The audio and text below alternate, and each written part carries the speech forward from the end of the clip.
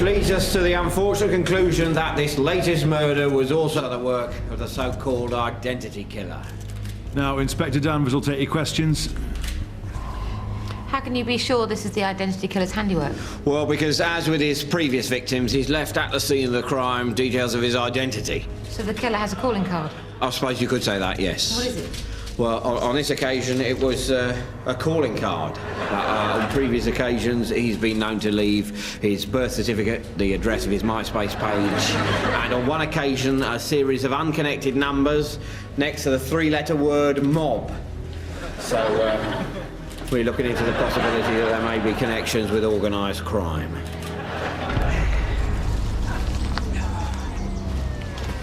So, what have we got?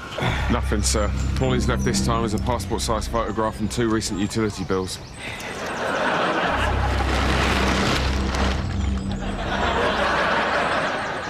Oh, my God, sir, look at that. I know. What a waste. Come and have a look at this, Sarge. Oh, it's still running, sir. Should we have a look at the tape? Ah, what? So we're sitting around looking at footage of Mr. Eric Hale, Flat 2, Addington Building, Swindon, murdering a man, and meanwhile the identity killer could strike again. No, at this point, all we can do is just wait for him to make a mistake. Morning, sir.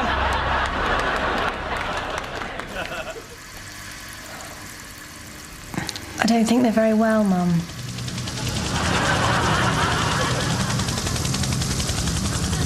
It's the Helivets! Airborne men with evidence. Here they come, the Helivets! We're the Helivets! Where's the pet or pets in peril? Who's the concerned owner or owners? We both are. Don't worry, young lady and old lady. We'll soon have your fish or fishes swimming around the plastic weed and under the tiny bridge again. They're dead. Wiggling in the gravel. They're dead. Sucking at the mermaid. Look, We can help him. we can't.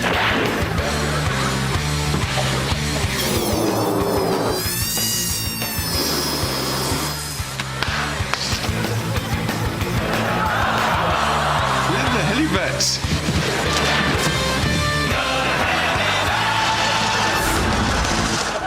Thanks for doing this, guys. I'm really crazy about Jill. No problem, Liam. We enjoy playing matchmaker. Yeah, don't you worry about a thing. This whole evening has been set up to make you look good.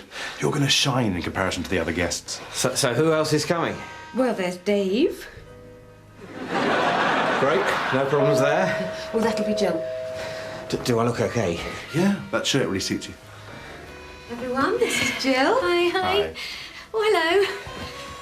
Hi. Hi. Well, let's sit down. Oh, is someone else joining us? Oh, just Scarecrow. He's an old friend of Tara's from back home. He's just upstairs. He'll be down in a second.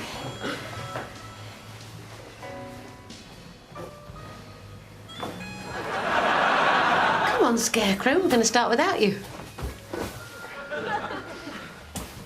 Sorry, I was just admiring your Kandinsky prints upstairs. Oh, I love his work. I was lucky enough to catch a retrospective in Barcelona. It was stunning. Really? Oh, I'm Jill, by the way. Hi, I'm Scarecrow. What a fascinating name. Steve, can I have a word with you in the kitchen? Oh,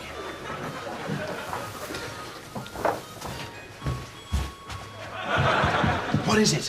Who the hell is he? he's Scarecrow. Tara knows him. Oh, why do you have to invite him? He's charming the pants off her. Well, get in there and compete. He's just a scarecrow. Yeah, but he's really smooth. I think she likes him. Liam, if you can't do better than a man with a family of rats living in his torso, then there's no hope for you with any woman. Yeah, all right. You're right. Okay. Oh, there's something stuck in my jacket.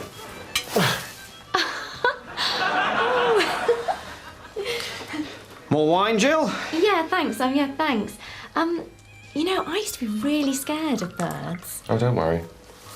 I'll look after you. You're a hero. So, Scarecrow, tell me, how much does scaring crows pay? I only ask because I'm a senior marketing executive and I'm on about 70k.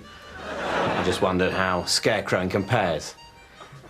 Oh, how can you put a price on the view of the valley? Or the soft morning breezes? Or watching the gentle rains sweeping across the landscape?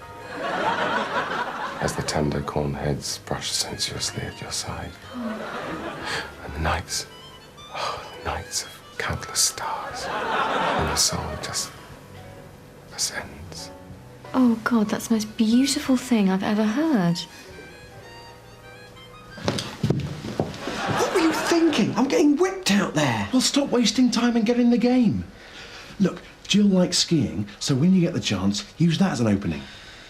All right. Well, there are two types of scarecrow. There are the ordinary scarecrows, and then there's the enchanted kind, like me. That's fascinating. So what's the difference? Well, an enchanted scarecrow can walk and talk. Oh, and you can do that thing with the moon and the poetry. Oh, come on. Don't make me do that. What thing? It's nothing. Do you ski at all, Jill? No, thanks, I'm fine. What's this thing you do? I'm fascinated. Oh, go on, do it, Scarecrow. Oh, all right. This is from my book, The Night Watchman. You're a published poet. It's only a slim volume. And do the moon thing, too. Okay. Sister Moon, shine down your gentle benevolence upon us. Oh, that's amazing. How did you do that? Enchanted. Well, all I can say is me too. And as the sun rose on the clean new day, none knew the night watchman had passed this way. That's just beautiful. I wish I could see the valley at night. Well, it's only half an hour away. We could all go now. I've got my BMW outside. No, thanks. I think I might just get an early night. I'll grab my bag.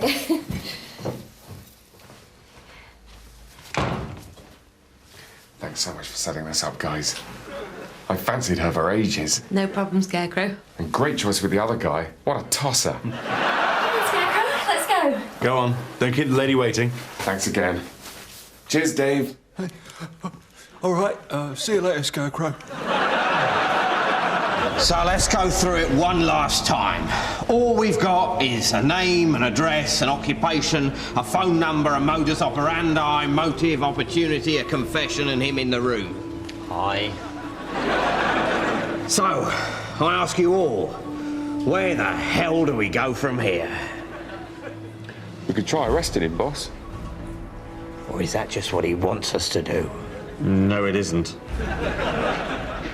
Or is that just what he wants us to think? Look, I'm just gonna go.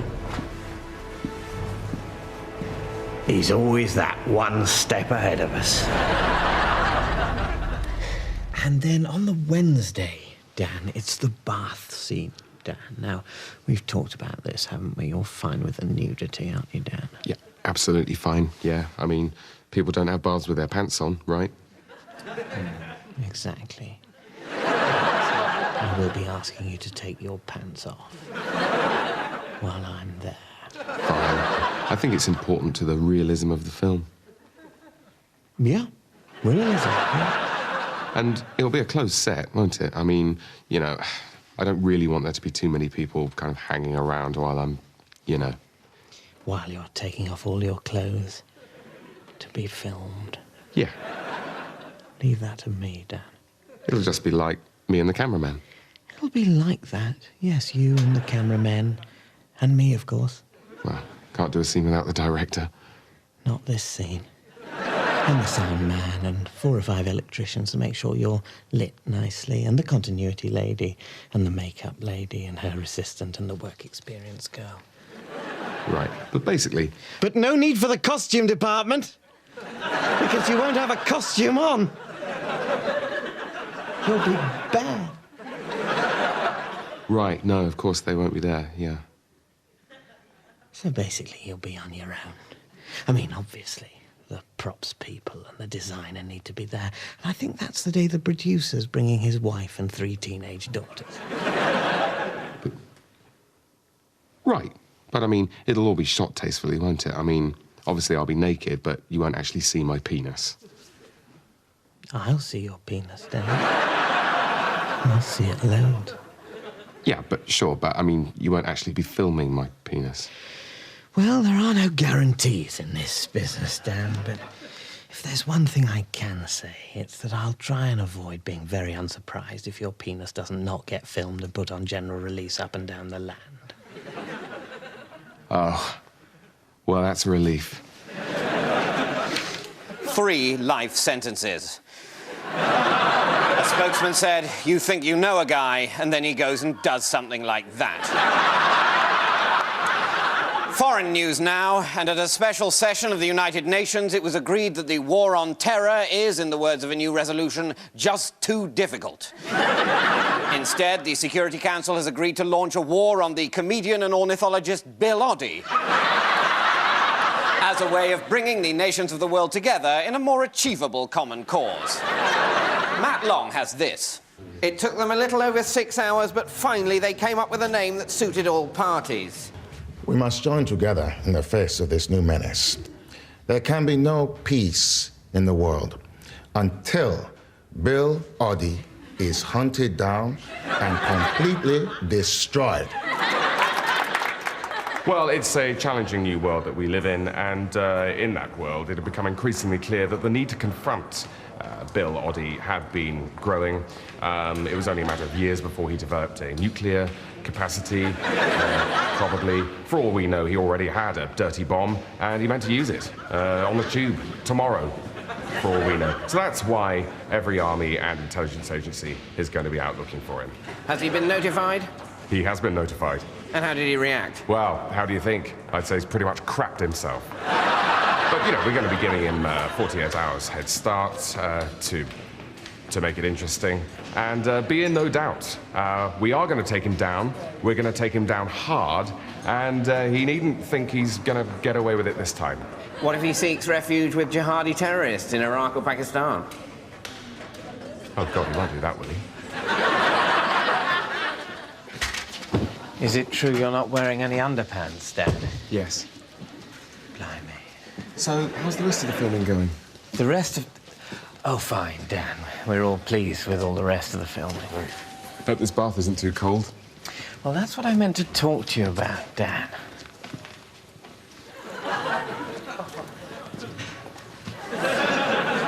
I thought that rather than your character getting into a bath, what would be better is that if your character was still naked, but instead of getting into a bath, getting tied to the wheel of doom, which is then revolved. Why the change? We just thought it was more visually interesting. Yes. Yes, I suppose it is. Who are all these people? Just some random people. Right. So we're a little bit pushed for time, Dan. So, if you could just slip out of your dressing gown and get yourself tied to the wheel of doom, we'll start filming. Okay.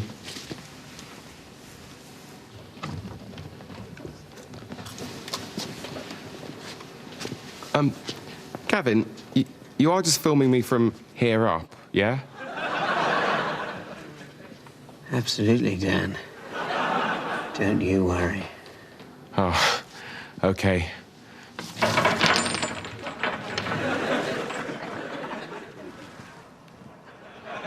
Happy birthday to you. Happy birthday to you. Happy birthday, dear horse. Happy birthday to you.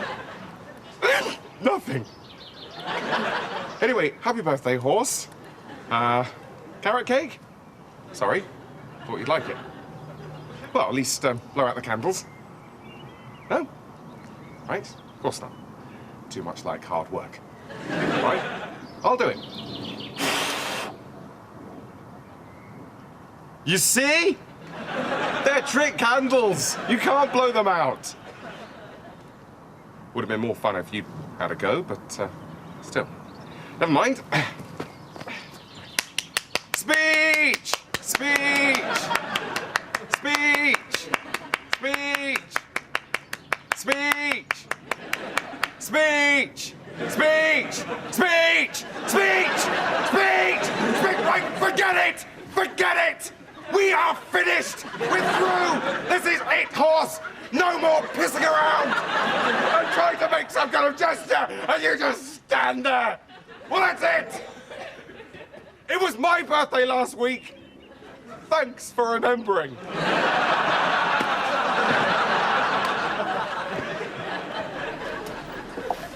Hi, Ray. Morning, Colin. And before you say another word, of course I've noticed all the football stuff. Oh, right, yeah, of course. You're a Spurs fan, aren't you? Well, my family are. I'm not really into football. As I said last time, you suddenly remembered you were a massive Liverpool fan 20 seconds after they'd won the European Cup. Spurs, eh? Well, I'm going to let you off after what we did to you last week. I'm sorry? I said I'll forget that you're a Spurs fan after what we did to you.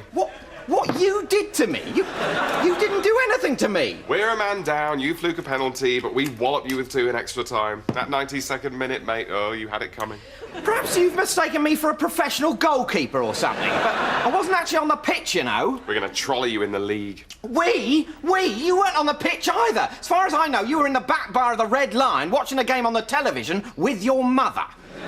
God, she can drink these days. I'm telling you, Ray, the way we're playing, we're going to be unstoppable this season. For God's sake, shut up! 12 points ahead with a game in hand. You don't stand a chance. We've got it in us to go all the way. Can I ask you a question, Colin? Do you remember when we were chasing the Germans and we were punched through the windscreen, but then we fell under that lorry but climbed back onto it and beat the driver up? What? When we were chasing the Nazis. They'd stolen the Ark of the Covenant and we were trying to get it back. You've lost me. In Raiders of the Lost Ark. It's a film I like, so I've decided that myself and anyone else who likes it was actually in it, taking part. Do you like Raiders of the Lost Ark? Not particularly. Oh, you're not one of us. Right, well, at the end, we're tied to a stake stuck in the ground, and then you lot open up the Ark of the Covenant and the wrath of God melts your face. No, you can't do that. Yes, I can. I really like that film, so I'm in it. That's not the same. It's exactly the same. I've as much claim to be personally involved in Raiders of the Lost Ark as you've got to be in whatever it was your football team did last week. You don't understand football. Well, I'll admit, I don't quite follow how you, a man who lives over 200 miles away from the home ground of your chosen team, can claim some deep attachment to a bunch of overpaid, hired hands from all 4 corners of the globe who temporarily wear the same coloured shirt as you're currently wearing. But then maybe I'm a bit slow. It must be brain damage from all that boxing I did in Raging Bull.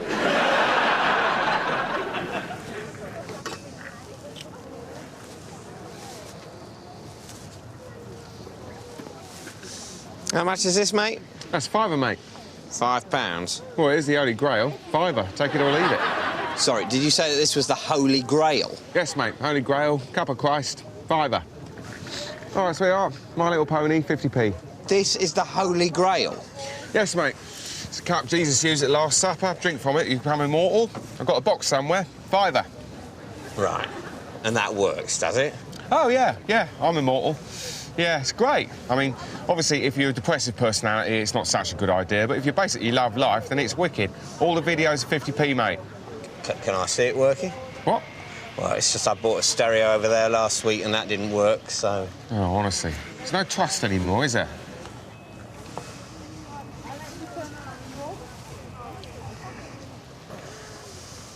I don't feel any different. Excuse me, mate. Brilliant. Will you take 4? Go on, then. Hang on, though. I'm immortal anyway now. I don't need it. No, mate, that'll wear off. Immortality that wears off? We've all got immortality that wears off. That's just mortality. Actually, that's a good point. I think I'll keep it. That bayonet's 20 quid, unless you want me to pull it out. Cheers, thanks, Kate.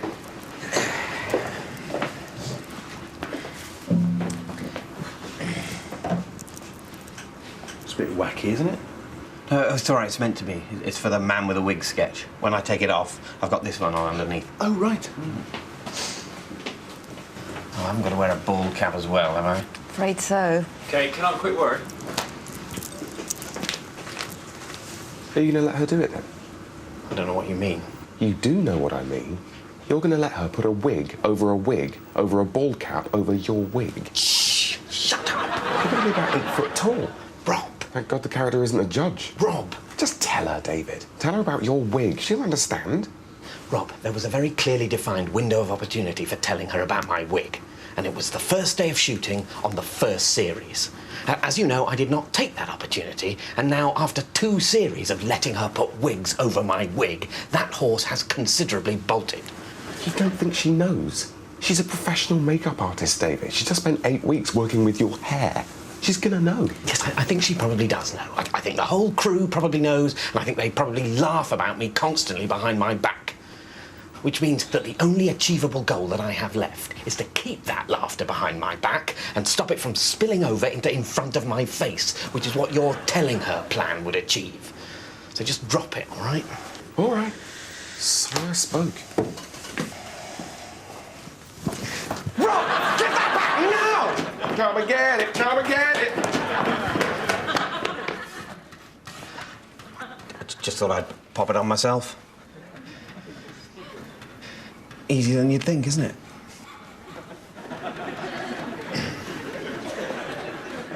Hello, and you're watching Number Wang Night here on BBC Two. Coming up in an hour, Wangs for the Memory, where we'll be discussing how Number Wang has been used to combat dementia. But first, a history of Number Wang. I'm standing on hallowed ground. This is the famous Number Wang basement at the BBC. In that corner was the great Alan Turing's desk, where he sat for many months after the Second World War, tragically trying to de-gay himself with a laser. In more tolerant times, it was just over there in the late 1960s where David Frost reputedly had sex with the number 11 on a mattress. He swears to this day that it was 16. And of course, as you all know, this is the home of Colosson, the Number Wang computer, which calculates whether or not it is Number Wang. That's Number Wang. 8 minus 4. That's Number Wang, Simon. 109 times 17. That's Number Wang, Julie. 47. That's the Number Wang bonus. Today, Number Wang is a vast global franchise like McDonald's, U2 and the Catholic Church all rolled into one. But few would guess that it came from the relatively humble beginnings of not yet existing. All that changed in 1936 here at Cambridge University, where philosopher and logician Bertrand Russell was contemplating the mysteries of existence. I had spent the morning proving to myself that my chair existed so that I could sit down when it suddenly struck me. How do we really know whether it is or it is not Number Wang?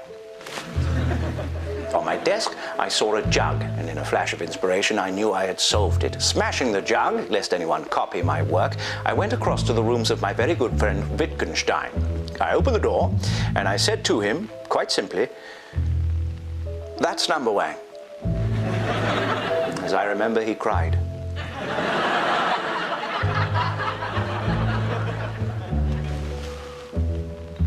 After the publication of Russell's 1,400-page treatise, It Is Number Wang, it was quickly optioned by the BBC and turned into a game show.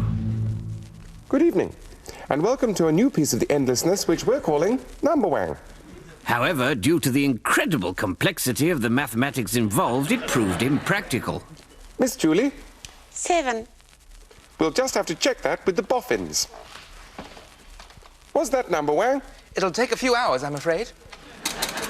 Well, in the meantime, some music.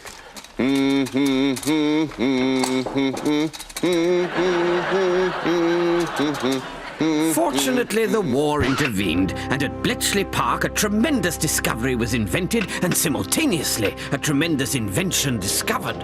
It's now or never, Tom. Run the sequence. Right here. 4, 8, 15, 162, 3,420.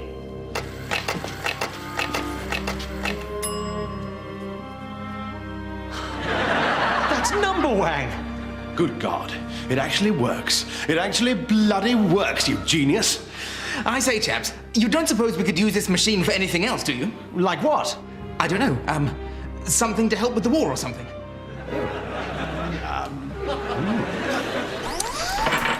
And so Colosson was born. After the war, Colosson's creators supervised the fitting of head, arms, legs, and laser cannons in order to transport it to the BBC, where in 1949, Number Wang returned triumphantly to our screens. Hello. Welcome to Number Wang with me, Robert Robinson, and the world's first commercial Number Wang solving computer, Colosson. I am Colosson. Indeed you are. Round 1, Miss Julie to play first. 7. Could it be Number Wang? Colosson? No. Would that it were Number Wang. Alas, it is not. Mr. Simon? Number Wang quickly became the most popular game in Britain, and newspapers got in on the act by publishing daily Number Wang puzzles for their readers. Oh, it's a tough one today. Yes, tricky. That's Number Wang! Oh, damn it, Reg always gets it first. And Number Wang continued to grow in popularity despite a brief period in the 1960s when Colosson attempted to take over the world. Round 2, fish numbers. Julie? 11. Let's ask Colosson. Where's he gone? Oh my God, Colosson's loose! I am Colosson. I am Number Wang. The world is Number Wang. Therefore I am the world. You must all die. Luckily, Colosson's designers had foreseen this eventuality and built in a failsafe whereby Colosson would shut down if he was shown a picture of a chicken. I am Colosson. I am Number Wang. The world is Number Wang. I am verily.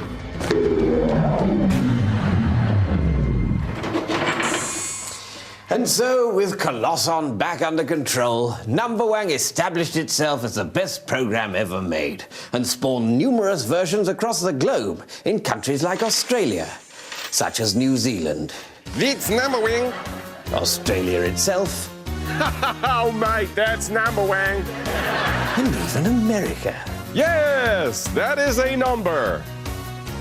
Which is why today, wherever you go in the world, you'll always hear people say, "Take it away, Colosson." Oh my God! Colosson's escaped! He's loose! There's my picture of a chicken. Where is he? Let's grab him.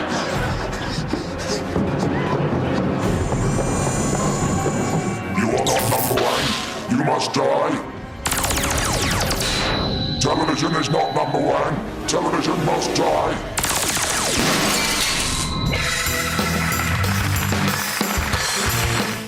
Well, that was the last in the series of Mitchell and Webb. Next Thursday, a new series, The Apprentice, The Worst Decisions Ever, starts at 9. Peter Kay's on the end of a right mouthful from Now Next tonight. Thursdays are funny with Catherine Tate here on BBC Two.